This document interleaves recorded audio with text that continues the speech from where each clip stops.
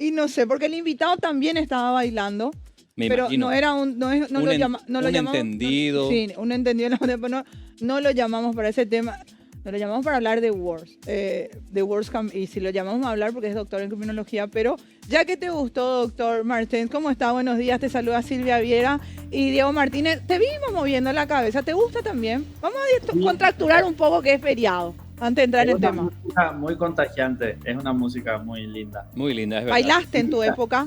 Sí, sí, invita un poco a moverse. Sí, es verdad. ¿Bailaste pegado como le gusta a Diego? Vamos a contracturar un rato porque es muy fuerte el tema. ¿Bailaste No lo sé de pegado? bailar mucho, pero me gusta la música. Sí, está buena realmente. Yo quiero ser más, otra vez, ya se va. ¿Cuántos años tenés, doctor? 44. ¿Y te iba entonces a la fiesta del Sol de América? No.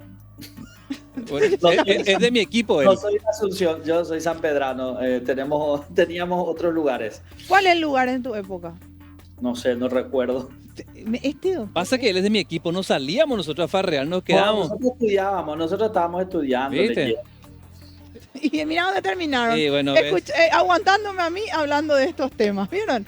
No le sirvió mucho el estudio, doctor. Ni a vos ni a Diego. Mira dónde terminaron. Conmigo un feriado hablando de Warzone ¿Verdad? con Para Easy. que veas, un lunes, en vez de estar tirándonos a la pileta. ¿O qué? No, pues no da el tiempo, doctora. Lo que sí da es para estar acá conectado con nosotros en línea. Pero queríamos molestarlo en su feriado, porque a nosotros nos encanta trabajar, hay que admitirlo, un feriado. Porque ¿quién mejor que usted para hablarnos de todo lo que había sucedido el fin de semana y el modus operandi, la forma de pensar y todo lo que está sucediendo con el sicariato y sobre todo lo que la gente ahora se indigna y no estoy de acuerdo en la capital y no en Pedro Juan Caballero? Y me solidarizo con la gente de Pedro Juan Caballero. A ver, el crimen organizado no es propiedad de Pedro Juan, si bien se construyó la imagen de que en Pedro Juan hay gran actividad.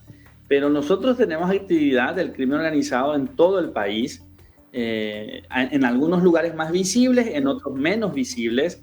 Y lo que sí vemos ahora es justamente de qué manera este gran poder que desarrolló a través de los años el crimen organizado encuentra refugio en Asunción, instaló su centro operativo en Asunción, o sea, son varios grupos que se trasladaron a la capital, en su momento en San Bernardino, ¿no? Como un gran centro logístico. Luego vimos lo que ocurrió en el caso del Yaumina Fest. Unos años antes, el asesinato de Schwarman, allí en las inmediaciones también de Las Mercedes.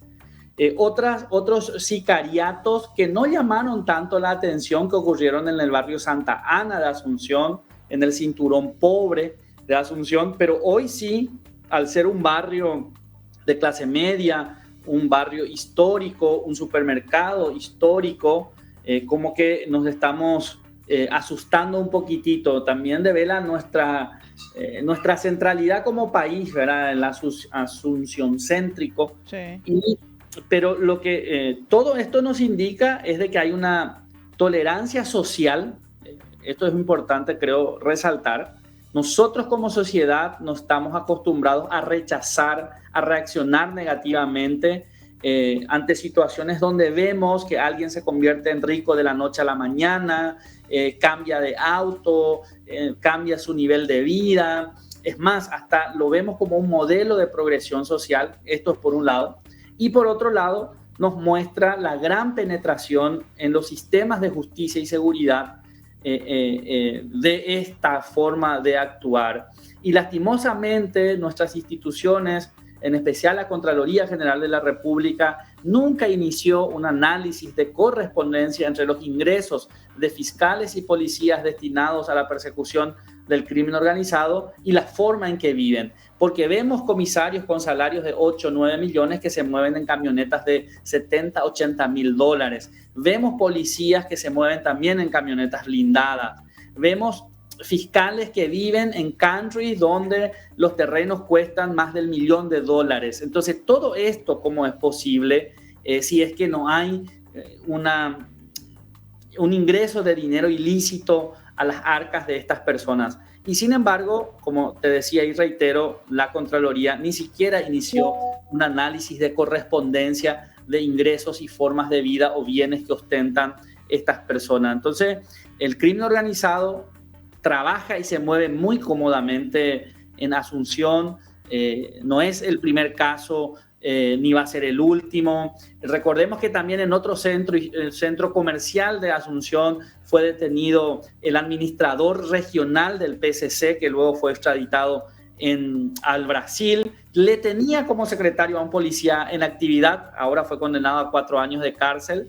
Entonces, todo esto nos dice que Asunción va a seguir acogiendo a la gran criminalidad en las narices de las instituciones, sin que estas reaccionen para desarticularlas, Silvia. Básicamente ya tenemos que entender de qué están, pero eso es lo que está llamando ahora la atención. Yo me sumo a lo que usted dice. Evidentemente la base de operaciones ya está en Asunción, pero no así lo que era el sicariato. Entonces era como que normalizamos que están porque los vemos, como usted dijo.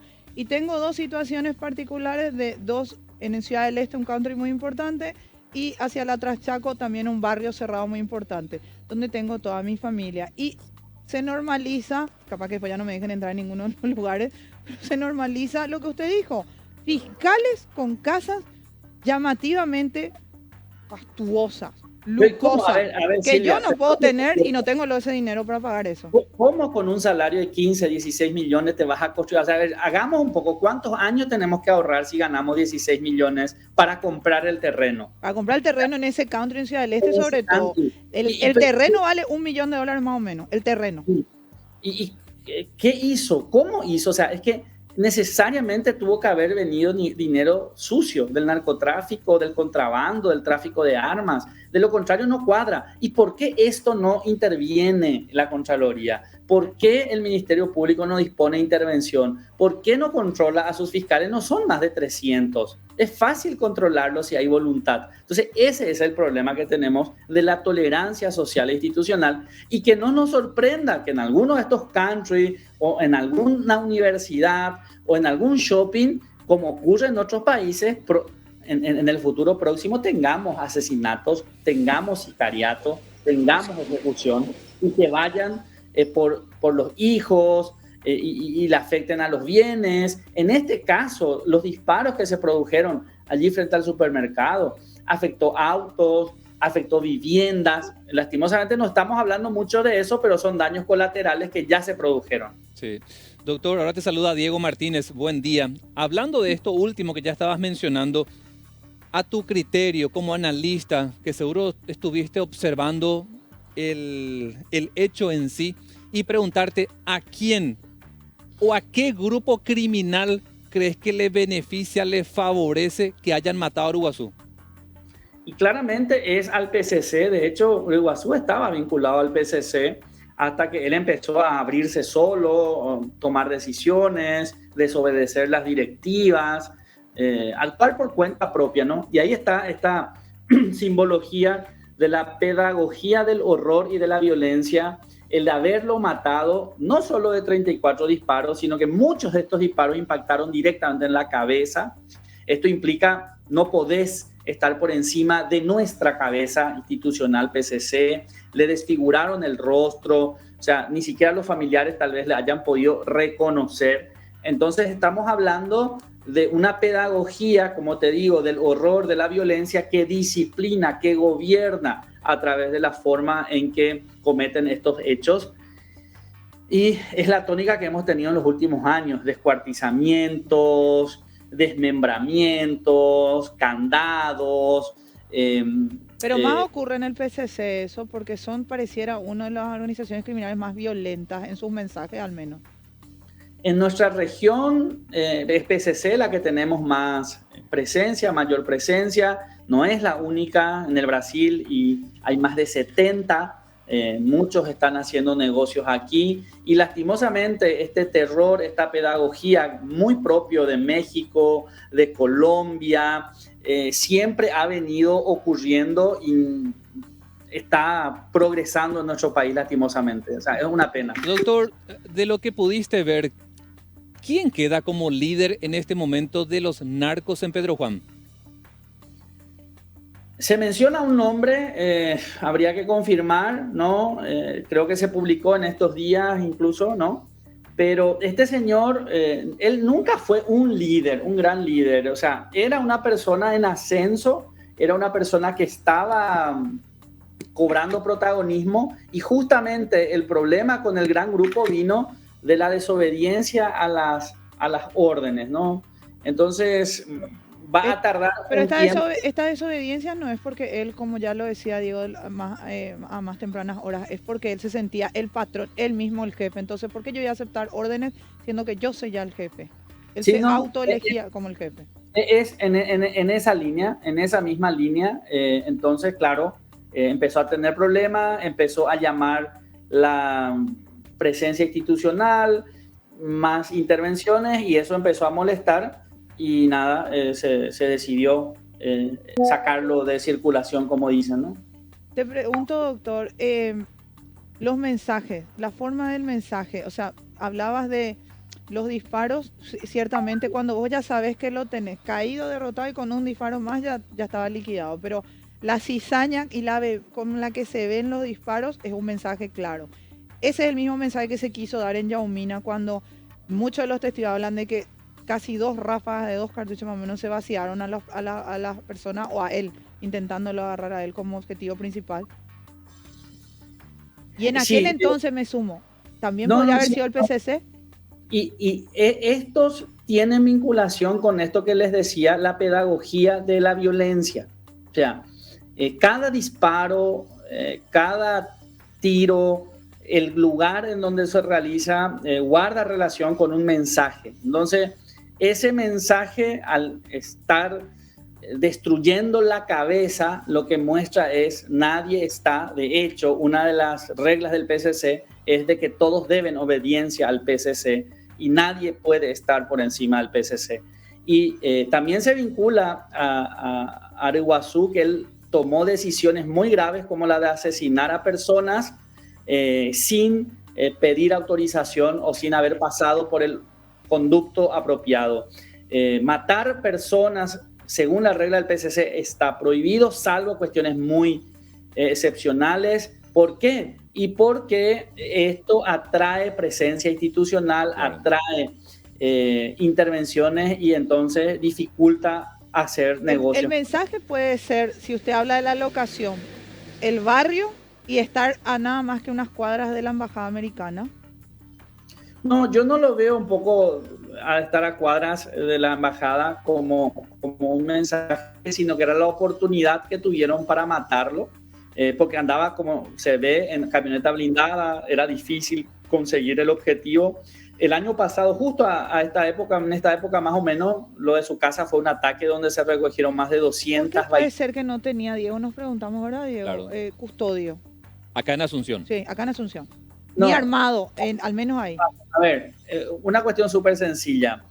Una persona armada con custodios en Asunción llama la atención, salvo que sea una persona con un apellido súper renombrado y que sepamos que sea un comerciante famoso, un dirigente famoso, que no va a llamar la atención que ande con guardias y con armas. Pero un delincuente, digamos, armado con guardias, va a llamar la atención y va a generar reacción institucional. Pero no pueden ir camuflados, porque si bien acá le gusta mucho el show al paraguayo, le gusta mucho andar con sus guardias, con chaleco y todo, y lo hemos visto, a los grandes apellidos, no podían andar como camuflados, como si fuera que yo soy el guardia de Diego, pero ponele que sea sexo masculino, y camino al lado de Diego vestida de civil nada más. Eso no llamaría tampoco la atención. Pero es mi guardia, o sea, yo soy el guardia de Diego, quiero decir. Pero él no era una persona, no era una persona que podría moverse, no estaba en condiciones. O sea, de hecho, seguramente la autorización que le dieron los jefes policiales no era la de moverse en esas condiciones, sino en mimetizándose. Recordemos que su esposa ahí estaba en una peluquería, sí. Entonces... Los jefes policiales, dijo Diego. Doctor, o sea, los jefes policiales la sugerencia que le dieron. Claro. Doctor, ¿por qué crees que no tenía ni siquiera antecedente, imputación? Sabemos que en Brasil estuvo preso, sabemos que en Paraguay también estuvo unos días en la agrupación, pero ha sido una cuestión formal de investigación, sabiendo que estuvo ligado a muchos casos de sospecha. Leo Veras, por ejemplo, este periodista Pedro Juan. ¿Cuál es tu lectura de por qué él no tenía ni siquiera una imputación encima? Y lastimosamente corrupción institucional. Vaya a saber cuánto costó de que ni siquiera le hayan abierto un expediente. Y incluso es así, ayer le escuchábamos a altos jefes policiales diciendo lo estábamos siguiendo, pero ¿por qué nos abrieron? Le seguían por fuera de la ley, entonces le seguían para cobrarle. O sea, ¿por qué no comunicaron el inicio de las investigaciones al Ministerio Público y el Ministerio Público al Poder Judicial? O sea, vamos a hacer cumplimiento normativo dentro de los marcos institucionales. Y lo otro, doctor, ya cerrando mi participación en esta entrevista, ¿cómo ves el sistema de inteligencia en relación a los narcos? Uno supone, en mi lógica al menos, doctor, que si hay un buen servicio de inteligencia, la policía rápidamente intenta evitar este tipo de crímenes y atrapa a los delincuentes. Es lo que me dice mi lógica. Me gustaría escuchar a vos tu análisis de cómo funciona el sistema de inteligencia en Paraguay con relación a los narcos. Hay que diferenciar. Tenemos la Secretaría Nacional de Inteligencia, que yo lo veo muy frágil, y tenemos el sistema de inteligencia de la Policía Nacional, que le veo con mucha potencialidad y capacidad. Y conozco del trabajo de gente que maneja el territorio, y muchas veces esta información que surge del Servicio de Inteligencia Policial solamente se usa con fines extractivos particulares para enriquecer a unos pocos. Entonces, en esa lógica no se usa para cumplir la ley, no se usa para abrir expedientes, como vimos en el caso de Iguazú, sino que a beneficio particular de policías y fiscales que cobran para que esto no se convierta en un caso y por tanto no se prosiga con investigaciones penales. Lo mío es especulativo, pero ¿hay alguna coincidencia? Yo nunca creí en las casualidades, siempre creo en las causalidades. ¿Pero hay alguna coincidencia entre el cumpleaños en Tacumbú la vez pasada, que también está relacionado a lo de Yaumina, también es un integrante del PCC, el traslado? Y si no tiene ni antecedente, yo hasta especulo, no pudo haber estado hasta en la lista de invitados que ingresaron, yo le decía a Diego más temprano, decía familiares y amigos, unas 15 personas, ¿verdad, Diego? Sí. Puede ser especulativo, pero ¿hay coincidencia o hay casualidades? No, yo no tengo ningún elemento, Silvia, para afirmar que hay o no hay. Lo que sí vemos es que el mundo del sistema carcelario es permeable y es una oficina del crimen organizado. Si sus amigos estuviesen en Tacumbú, habría estado sin ningún tipo de problema. Pero, claro, hasta allí iría mi apreciación, ¿no? Bueno, doctor, le agradezco mucho que siga disfrutando, pero quédese conectado en línea porque vamos a tener más temas que le van a gustar. Pero le gusta esa onda, vamos por esa onda, la temática musical. Adelante, vamos a seguir bailando. Bueno, entonces vamos a seguir conectados con usted. Muchísimas gracias. Gracias, doctor. Ahí lo tuvimos al abogado Martín. Increíble todo, y buenos detalles lo que dio y tus especulaciones con respecto a lo que él dijo. Coinciden mucho. Sí.